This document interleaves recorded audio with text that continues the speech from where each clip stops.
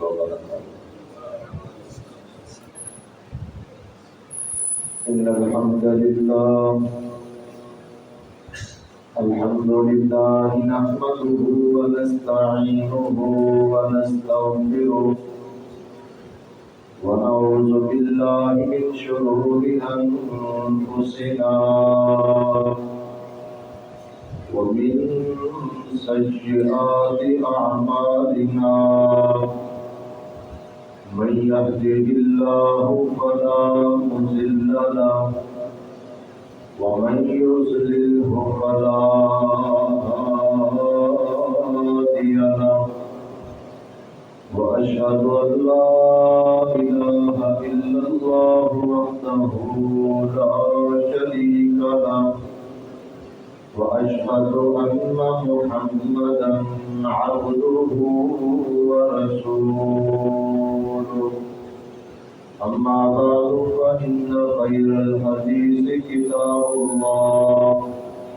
وخير الهدي هدي محمد صلى الله عليه وسلم وشر الأمور محدثاتها وكل محدثة بدعة وكل بدعة ضلالة وكل ضلالة في النار.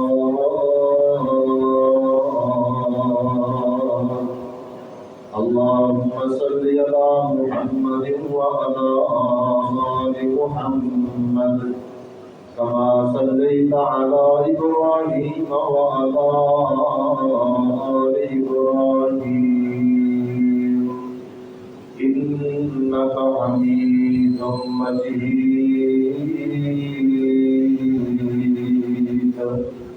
اللهم بارك على محمد وعلى آل محمد كما باركت على إبراهيم وعلى آل إبراهيم إنك حميد مجيد.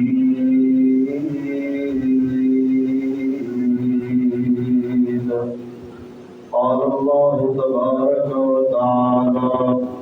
أعوذ بالله السميع العليم من الشيطان الرجيم. بسم الله الرحمن الرحيم. وما أرسلناك إلا كافة للناس. رب اشرح لي صدري ويسر لي أمري واحلل عقدة من لساني يفقهوا قولي. رب زدني علما رب زدني فهما. سبحانك لا علم لنا إلا ما علمتنا إنك أنت العليم الحكيم.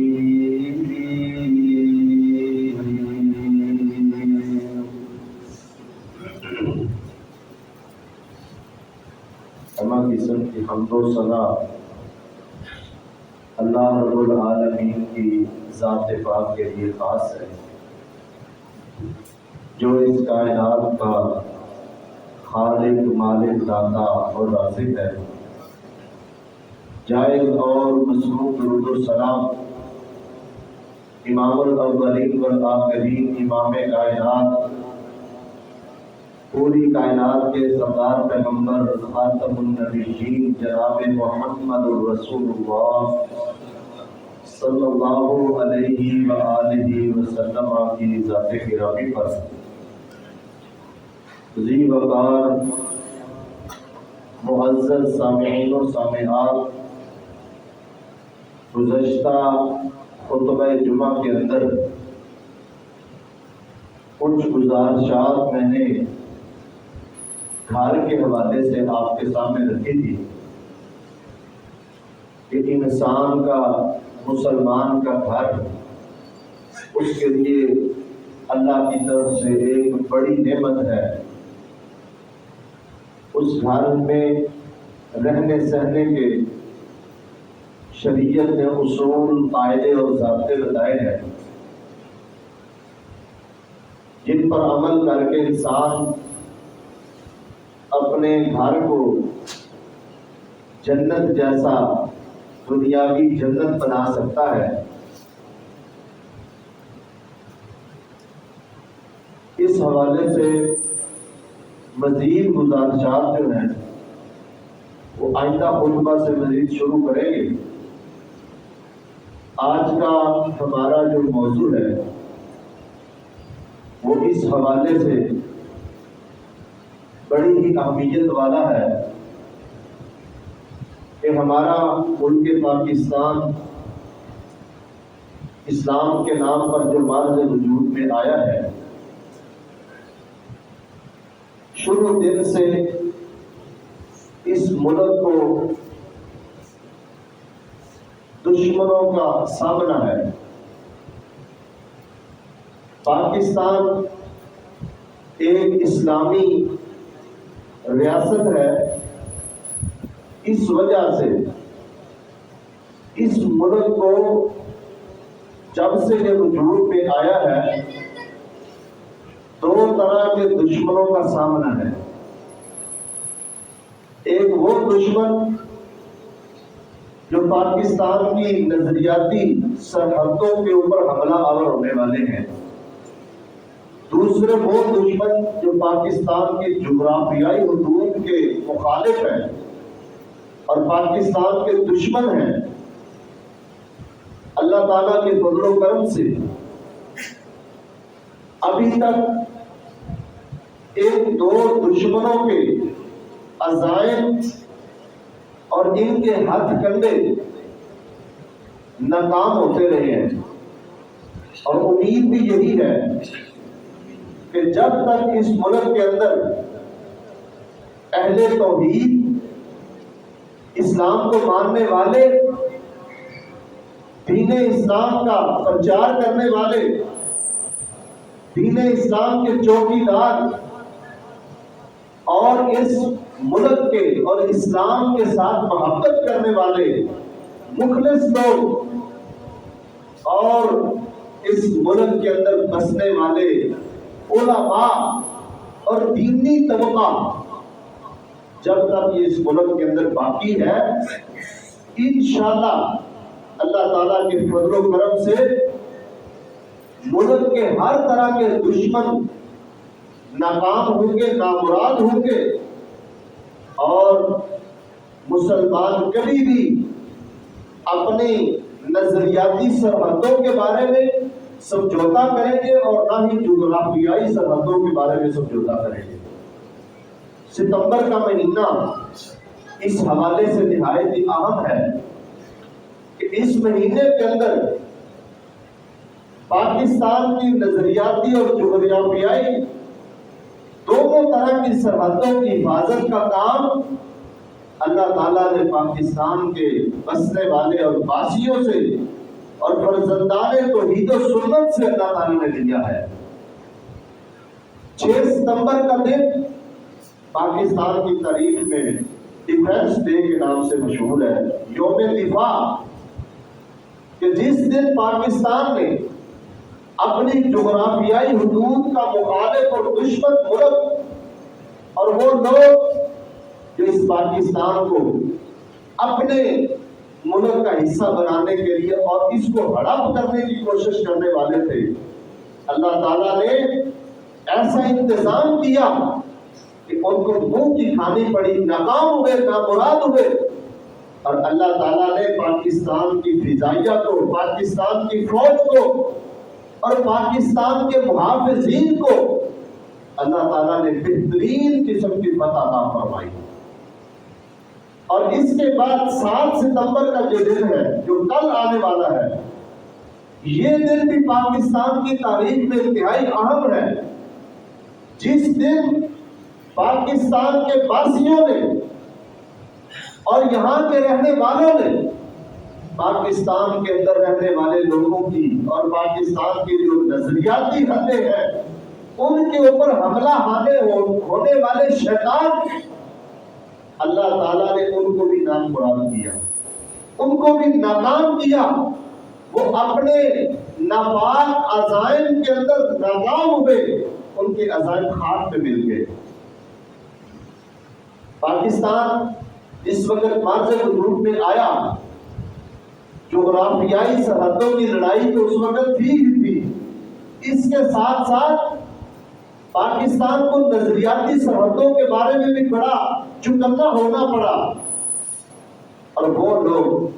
جو اس ملک کے رہنے والے لوگوں کے عقیدے اور نظریے کے مخالف ہیں، انہوں نے شروع دن سے یہی کوشش کی ہے کہ اس ملک کا کنٹرول، اس کی باغ ڈور اپنے ہاتھ میں لے لے اور اس کے اوپر قبضہ جما لے، اور ہر طرح سے اپنا عقیدہ اور نظریہ اور اپنا قانون، اپنا نظام اس ملک کے اندر چلائیں۔ آپ کو یاد ہوگا کہ جس وقت 1940 کے اندر پاکستان کی قرارداد لاہور کے اندر پیش ہوئی، قرارداد پاکستان کے نام سے، ٹھیک 3 مہینے بعد، اس کے 3 مہینے کے بعد ایک قرارداد قادیان کے اندر بھی قائم ہوئی، جس کو قرارداد قادیان کا نام دیا گیا۔ مرزے کے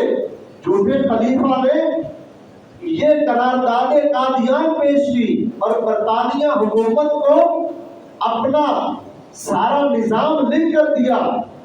کہ ہمیں ایک الگ ملک دیا جائے، الگ علاقہ دیا جائے، جس میں ہم اپنا نظام چلا سکیں، ہماری فوج بھی اپنی ہو، ہمارا سارا نظام اپنا ہو، ہمارا قانون ضابطہ سارا اپنا چلے، ہماری شریعت بھی اپنی ہو۔ جس طرح پاکستان کے بارے میں کوششیں جاری ہیں، الگ مسلمان اپنا الگ ملک لینے کے لیے کوشاں ہیں، اسی طرح ہمیں بھی ایک الگ ملک دیا جائے، اور اس کا جو مرکز ہوگا وہ قادیان ہوگا۔ یہ تحریک ان کی ناکام ہو گئی سکھوں کی وجہ سے۔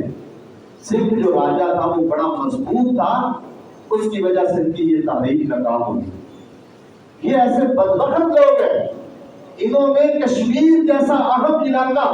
حاصل کرنے کے لیے برطانیہ حکومت کی منتیں سماجنے کی کہ وہ علاقہ ہمیں دے دیا جائے، اور اس کی وجہ کہ وہاں پر ایک دفعہ مرزا ملعون غلام احمد قادیانی دیا تھا، اس لیے یہ علاقہ ہمیں دے دیا جائے۔ اور آج بھی ان قادیانیوں کا یہ مذموم عقیدہ ہے کہ جناب عیسیٰ علیہ السلام کی قبر وہ کشمیر کے اندر ہے، حالانکہ عیسیٰ علیہ السلام فوت نہیں ہوئے، زندہ اللہ تعالیٰ نے ان کو آسمانوں پر اٹھا لیا۔ قادیانیوں کا عقیدہ یہ ہے کہ عیسیٰ علیہ السلام فوت ہو چکے ہیں اور ان کی قبر کشمیر کے اندر ہے، اس لیے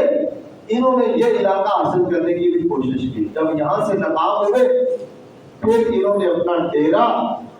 رقمے کے مقام، جس کو انہوں نے اپنا خود نام رقمہ دیا، چناب نگر جو چنیوٹ کے اندر ہے، اس وقت ان کا صدر مقام، اس کے اوپر قبضہ جمایا اور یہ کوشش کی کہ یہاں پر ایک عجمی اسرائیلی ریاست بنائی جائے۔ اس طرح اسرائیل عربوں کے درمیان میں آ کر گھسا، ایک ریاست بنائی ہے، اسی طرح عجمی اسرائیل یہاں پر آباد کرنا چاہتے تھے، ایک ریاست قائم کرنا چاہتے تھے، اور انہوں نے اس کے لیے شروع دن سے بڑی تگ و دو کی، محنت کی کوشش کی، اپنا اثر و رسوخ استعمال کیا، بڑے بڑے اہم عہدوں پر اپنے بندے تعینات کروا کے اور بیرون ممالک منتیں سماجتیں کر کے، کوششیں کاوشیں کر کے اس پاکستان کے اندر اپنی ریاست قائم کرنے کی کوشش کی۔ آپ کو میں یہ بھی بتاتا چلوں کہ یہ ایسے بدبخت لوگ ہیں، انہوں نے بلوچستان کو بھی حاصل کرنے کی کوشش کی الگ طور پر۔ یہ ایسے ملک دشمن عناصر ہیں، یہ ایسے اسلام کے دشمن، ملک پاکستان کے دشمن ہیں، انہوں نے اس ملک کو ہر ممکنہ طور پر توڑنے کی کوشش کی ہے اور اپنی ریاست بنانے کی کوشش کی ہے۔ یہ لوگ جب پاکستان قائم ہوا ہے، آپ سب کو پتا ہے کہ پاکستان کا سب سے پہلا وزیر خارجہ وہ قادیانی تھا، اور اس نے بیرون ممالک پاکستان سے باہر اہم عہدوں پر، اہم جگہوں پر اپنے بندے تعینات کر کے ہر طرح کی حمایت حاصل کرنے کی کوشش کی، اور یہ سٹیپ بائی سٹیپ چلتے چلتے مرحلہ وار پاکستان کی جڑوں میں گھستے گئے، اپنے آپ کو مضبوط کرتے چلے گئے، اور آج بھی ان کا مرزا مسرور جو کذاب ہے وہ یہ کہتا ہے، جب اس سے کسی نے پوچھا نا کہ ہم اپنی الگ ریاست کب بنائیں گے، ہماری الگ ریاست کب قائم ہوگی، اس نے کہا جب تک پاکستان کے اندر مولوی طبقہ موجود ہے ہم پاکستان کے اندر کامیاب نہیں ہو سکتے، اس لیے بیوروکریٹ کریٹ ہمارے ساتھ ہے، ملک کی جو اہم عہدے دار ہیں بڑے وہ ہمارے ساتھ ہیں، وہ ہمارا ساتھ دینے کے لیے تیار ہیں، لیکن یہ دینی طبقہ، یہ مذہبی طبقہ، یہ مولوی طبقہ یہ ہمیں کامیاب نہیں ہونے دیں گے، اور وہ آئے دن اپنی شرارتیں کرتے رہتے ہیں، کوششیں کرتے رہتے ہیں، اپنے بندے اہم عہدوں پر بھیجنے کی پوری تگ و دو کرتے ہیں۔ آپ 1965 کے اندر جنرل ایوب خان کا دور پڑے، آپ کو سمجھ آئے گی کہ جنرل ایوب نے بھی ان کے اہم بندوں کو بڑے اہم عہدوں پر تعینات کیا، اور یہ جو 65 کی جنگ کے اندر ایم اے مالک نے ایک بہترین کردار ادا کیا تھا پاک فضائیہ کا، جو ہے وہ سر فخر سے بلند کیا تھا، یہ بھی قادیانیوں کو برداشت نہیں ہوا، اور ایم اے مالک کی فضائیہ سے چھٹی کرانے والا بندہ قادیانی ہے، اور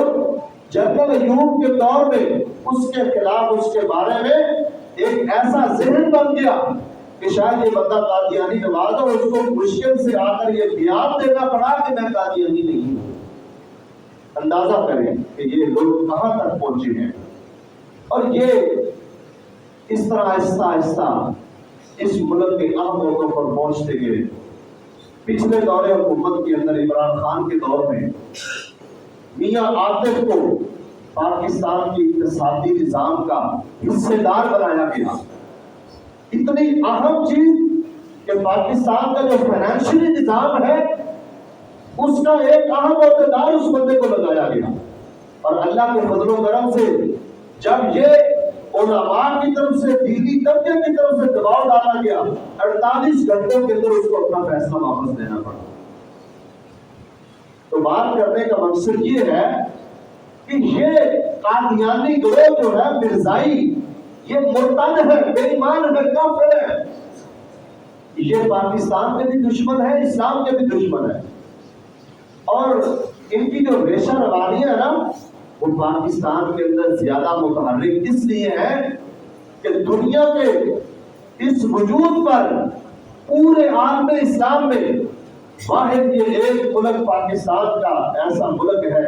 جس نے ان کو کافر قرار دیا ہے۔ آئینی طور پر پاکستان کی قومی اسمبلی نے 7 ستمبر 1974 کو ان کو کافر بے ایمان ڈکلیئر کیا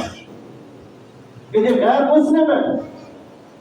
اور ان کے اوپر مزید پابندیاں عائد کی کہ شاعر اسلام کی توہین کرنے والے لوگ ہیں، شاعر اسلام کو اپنا نام دے کر استعمال کرنے والے لوگ ہیں، اپنے آپ کو احمدی مسلمان کہلوانے والے، اپنی عبادت گاہوں کو مسجدیں کہنے والے، اپنے مرزے لعنتی کو نبی ماننے والے، اس کی بیویوں کو امہات المومنین کہنے والے،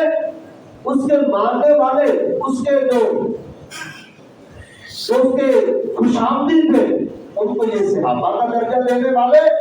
قادیان کو حرمین مکہ مدینہ کا درجہ دینے والے، ان تمام باتوں پر پابندی یہ ملک پاکستان نے لگائی ہے۔ یہ سب سے زیادہ دشمن اس ملک کے اس لیے بھی ہے کہ پوری دنیا کے اندر، خاص طور پر یورپ کے اندر، ان کو کوئی روک ٹوک نہیں ہے کہ جیسے مرضی اپنی سرگرمیاں وہاں پر چلائیں، لیکن پاکستان کے اندر یہ مذہبی لوگ، دینی لوگ، علماء یہ آڑے آ جاتے ہیں، اس لیے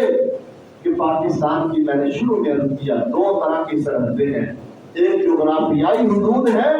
جن کی حفاظت ہماری فوج کرتی ہے، اور ایک پاکستان کی نظریاتی حدود ہے جن کا دفاع اور حفاظت اللہ کے فضل و کرم سے اس ملک کے علماء کرتے ہیں، دینی طبقہ کرتا ہے، مدارس کرتے ہیں، مساجد کرتی ہیں۔ یہ مساجد اور مدارس یہی وہ طبقہ ہے جو اس ملک کی نظریاتی حدود کی حفاظت کرتا ہے۔ اور یہ مرزا مسرور نے اقرار کیا ہے کہ یہ لوگ جب تک، یہ مسجد مدرسے والے لوگ جب تک متحرک ہے، زندہ ہے، ہم کامیاب نہیں ہو سکتے، اس لیے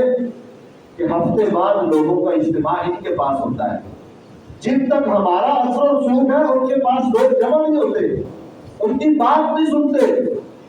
اور وہ اس طرح ان کو موٹیویٹ نہیں کر سکتے جس طرح ایک مولوی، ایک عالم دین، ایک دینی طبقہ ان مدارس اور مساجد میں رہنے والے لوگ کرتے ہیں۔ تو یہ اللہ تعالیٰ کا بہت بڑا فضل اور کرم ہے کہ اللہ کے فضل و کرم سے ایسے جھوٹے، ایسے غداروں، ایسے ملک دشمنوں اور اسلام مخالفوں کے آگے بند باندھنے والے یہ دینی لوگ ہیں، علماء ہیں، دینی طبقہ ہے۔ آپ حیران ہوں گے کہ یہ قادیانی جو ہاتھ کنڈے ہیں یہ کتنے منظم ہیں۔ اکثر ہم ختم نبوت پر دلائل سنتے رہتے ہیں، قرآن سے بھی، حدیث سے بھی۔ یہ ہمارا، ہم سب مسلمانوں کا ایک اجتماعی عقیدہ ہے کہ ختم نبوت میں ڈاکہ ڈالنے والا بندہ وہ غیر مسلم ہے، کافر ہے، مرتد ہے، اور ہم میں سے کوئی بندہ بھی ان کے بارے میں نرم رویہ رکھنے کا بھی قائل نہیں ہے۔ یہ ہمارا سب کا اجتماعی عقیدہ ہے۔ یہ مشرک، مرتد، دائرہ اسلام سے خارج لوگ ہیں، یہ کبھی بھی اسلام کا جتنا مرضی نام لے لے، جو مرضی کہہ لے، یہ اسلام کے وفادار نہیں ہو سکتے۔ اور ان کا سب سے بڑا جو ہتھ کنڈا ہے وہ یہی ہے کہ مسلمان کا نام استعمال کرو، اسلام کا نام لے کر اپنے آپ کو مسلمان باور کروا کر مسلمانوں کے اندر گھس جاؤ اور اپنے مذموم مقاصد حاصل کرو۔ آج تک جتنے بھی دینوں کے اندر اور جتنے بھی شریعتوں کے اندر بگاڑ آیا ہے وہ یہودیوں کی وجہ سے آیا ہے، اور یہودیوں کا سب سے بڑا جو ہتھ کنڈا ہوتا تھا وہ یہ ہوتا تھا کہ اس مذہب کا لبادہ اوڑھو، لبادہ اوڑھ کے ان لوگوں کو اپنا گرویدہ بناؤ۔ عیسائیت کو برباد کرنے والے یہودی، پولس شاؤل یہودی، اس نے عیسائیت کا لبادہ اور کہا کہ میں عیسیٰ علیہ السلام کا براہ راست شاگرد ہوں، میں نے براہ راست عیسیٰ علیہ السلام سے سیکھا ہے، پڑھا ہے، میں ان کا شاگرد ہوں، میں ان کا حواری ہوں، ساتھی ہوں، اور لوگوں کو تبلیغ کرنے لگا۔ اس وقت کے جو عیسائی علماء تھے جو صحیح عیسیٰ علیہ السلام کی شریعت پہ عمل کرنے والے تھے، انہوں نے جانچا، اس کو پرکھا اور لوگوں کو متنبع کیا کہ یہ انتہائی منافق شخص ہے، اس نے عیسائیت کا لبادہ اوڑھ کر ایسی تعلیمات پھیلا رہا ہے جو عیسیٰ علیہ السلام کی نہیں ہے، ایسی چیزیں بتا رہا ہے جو عیسیٰ علیہ السلام سے نہیں ہے۔ یہی رویہ، یہی روش ہمیشہ مخالفین کی رہی ہے۔ دین اسلام کو بدنام کرنے والے عبداللہ بن سبا یہودی، اس کی ریشہ روانیوں سے کون واقف نہیں ہے، جس نے اسلام اور اہل اسلام کو زبردست قسم کا نقصان پہنچایا اور نعرہ یہودی بن کر نہیں لگایا، غیر مسلم بن کر نہیں، اسلام کا لبادہ اوڑھ کر، اپنے آپ کو مسلمان بنا کر، اپنے آپ کو اہل بیت کا محب بنا کر، سیدنا علی رضی اللہ عنہ کے بارے میں انتہائی زیادہ محبت بھرے جذبات لے کر ابھرا اور مسلمانوں کے اندر رکھنا ڈالنے کی کوشش کی۔ یہ جھوٹا نعرہ ہوتے اہل بیت کا اس نے لگایا تھا سب سے پہلے، اور جتنے بھی آج اس نام پر اسلام کو دھوکہ دے رہے ہیں سب اسی کی پیداوار ہے۔ اسی طرح آج بھی امت مسلمہ کے اندر ایک بڑا مسئلہ مرزائیوں کا ہے، قادیانیوں کا ہے۔ آپ حیران ہوں گے، نبی مکرم جناب محمد رسول اللہ صلی اللہ علیہ وسلم کے دور میں کچھ ایسے عناصر سامنے آئے جنہوں نے جھوٹی نبوت کا دعویٰ کیا، مثلا سب سے بڑا مسئلہ مسیلمہ کذاب کا، نبی علیہ السلام نے اس کو دعوت دی اسلام قبول کرنے کی، اس نے کہا میں بھی اللہ کا پیغمبر ہوں، میں بھی نبی ہوں۔ آپ علیہ السلام نے پوچھا کیا چاہتا ہے؟ کہا میں چاہتا ہوں کہ آپ کے بعد آپ کا نائب میں بن جاؤں، یا پھر آدھی نبوت آدھا علاقہ آپ اور آدھا میں لے لوں۔ نبی علیہ السلام کے ہاتھ میں ایک چھوٹا سا لکڑی کا ٹکڑا، آپ نے فرمایا اگر تو لَأَوْ سَأَلْتَنِي هَٰذِهِ فَمَا أَتَيْتُكَ، اگر تو اتنے تنکے کا ٹکڑے کا بھی مجھ سے سوال کرے مانگے میں تجھے نہیں دوں گا۔ نبی علیہ السلام کے دور میں یہ فتنہ ظاہر ہو چکا تھا، جس کی سرکوبی کے لیے باقاعدہ مسلمانوں کو جہاد کرنا پڑا۔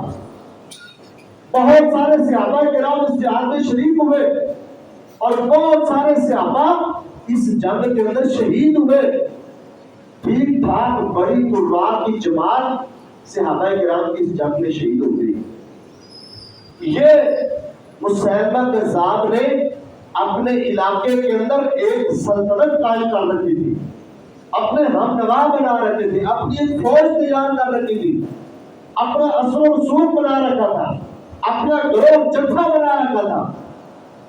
جس کی سرکوبی کے لیے مسلمانوں کو مدینے سے نکلنا پڑا، جا کر اس کے خلاف جنگ لڑنا پڑی اور اس کی سرکوبی ہوئی۔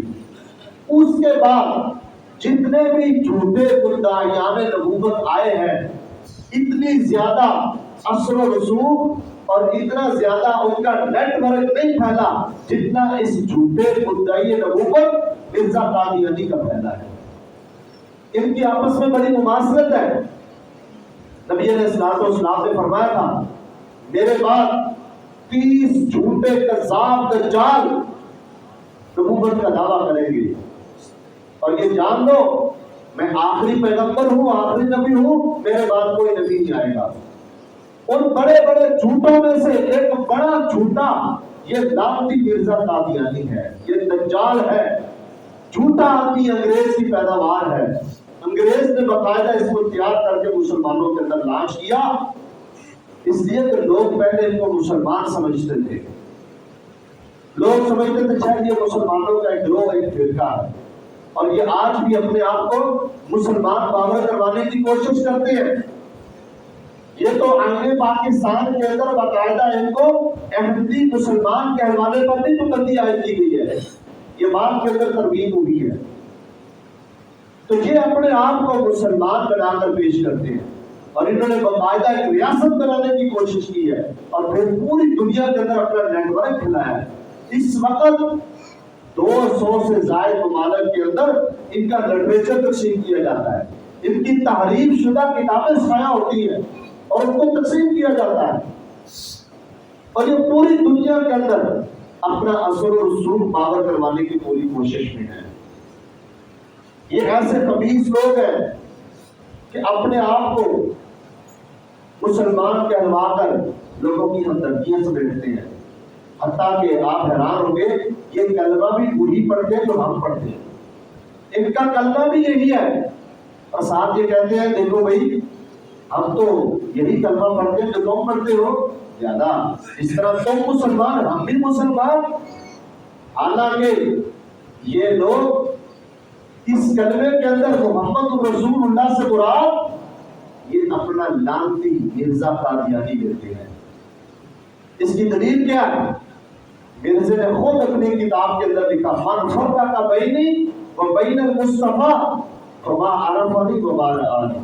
جس نے میرے درمیان اور نبی علیہ السلام کے درمیان کچھ بھی فرق کیا اس نے مجھے پہچانا ہی نہیں ہے، اس نے مجھے دیکھا ہی نہیں ہے، وہ مجھ پر ایمان نہیں لایا۔ یعنی یہ کلمے کے اندر محمد نام سے اپنا یہ ملعون جھوٹا کذاب اور دجال قرآن دیتے ہیں۔ یہ کیسے مسلمان ہوتے ہیں؟ اور کچھ ایسے لوگ بھی آپ کو ملیں گے جو بظاہر مسلمان ہیں لیکن ان کا عقیدہ انتہائی بھوٹا قسم کا ہے، کمزور عقیدہ۔ کہتے ہیں دیکھو بھی وہ تو کلمہ پڑھنے والے ہیں، کیسے ہم ان کو کافر کہہ سکتے ہیں؟ یہ مرتد ہے، کافروں سے بدتر ہے، زندیق ہے، جینے کا حق بھی نہیں رکھتے۔ یہ تو پاکستان کے اندر اپنے آپ کو اقلیت ماننے کے لیے تیار نہیں ہے. ان کو تو بالکل اقلیت والے حقوق بھی حاصل نہیں ہو سکتے. آئینی طور پر یعنی پاکستانی قانون کے مطابق بھی اور اسلامی قانون کے مطابق بھی، اسلام کی روح سے بھی، ان لوگوں کو پاکستان کے اندر رہنے کا حق نہیں ہے. یہ یہاں پر یہ سکھ کا سانس نہیں لے سکتے. ان کو یہاں سے ملک بدر کرنا چاہیے، نکال دینا چاہیے. اس لیے کہ اسلام کی روح سے حقوق اقلیت کے ہوتے ہیں، جو اپنے آپ کو اقلیت مان لے، جبکہ یہ اپنے آپ کو اقلیت تسلیم کرنے کے لیے تیار نہیں ہے. ان کا سب سے پہلا ہتھ کنڈا یہی ہوتا ہے کہ یہ کلمہ پڑھ پڑھ کر لوگوں کو اپنا ہمنوا بناتے ہیں اور یہ سمجھتے ہیں کہ ہم مسلمان ہیں، اس طرح تم مسلمان ہو، لوگوں کو اپنے قریب کرنے کی کوشش کریں گے. اس کے بعد ان کا ایک بڑا ہتھ کنڈا یہ ہے کہ یہ ارکان اسلام اور شاعر اسلام سے دھوکہ دیتے ہیں. نبی علیہ الصلوۃ والسلام کی ایک حدیث ہے، آپ نے فرمایا من صلی صلاتنا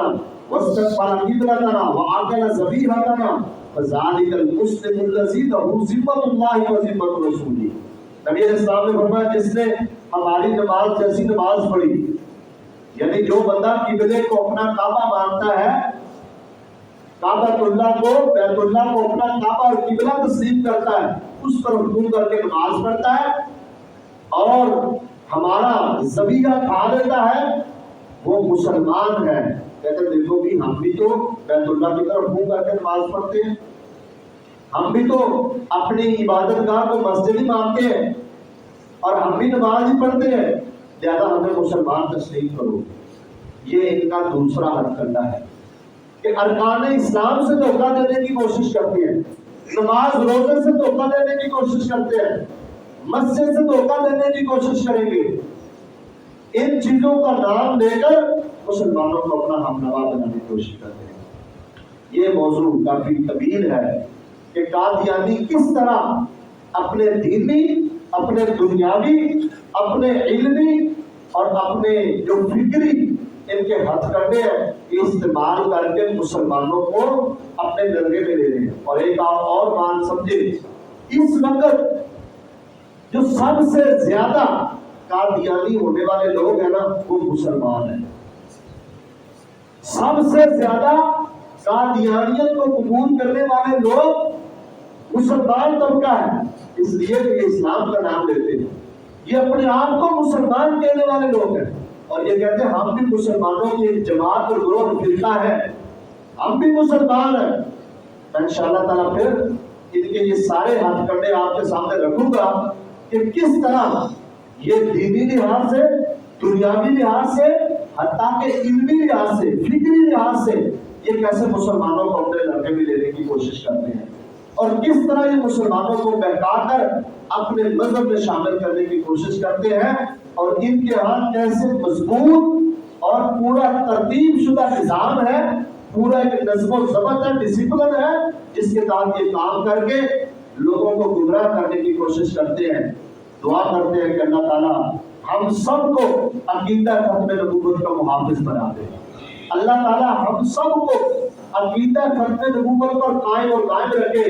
اللہ ہمیں عقیدہ ختم نبوت کی حفاظت کی اور اس پر غیرت ایمانی عطا فرمائے اور اس کی راہ میں آنے والی ہر رکاوٹ اور ہر آزمائش کا ڈٹ کر اللہ تعالیٰ مقابلہ کرنے کی توفیق عطا فرمائے. وآخر دعوانا ان الحمد للہ رب العالمین.